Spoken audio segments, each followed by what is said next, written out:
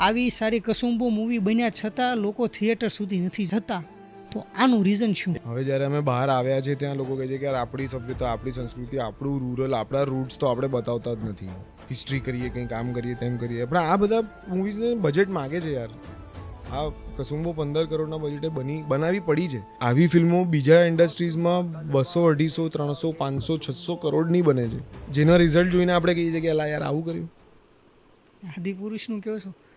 જીજા ને શાળા વચ્ચે એમના હનીમૂનની વાતો થઈ રહી છે. એ સીન લોકોને બહુ ગમ્યો છે. એ નથી સાંભળવું યાર મારે, કે હાલ હું ભૂલી ગયો નહીં, તારી તો બહેન છે. આજે મારો છે, મારી બહેનનો જે હસબન્ડ છે ને, એ લોકો સ્કૂલ ટાઈમથી ડેટ કરતા હતા.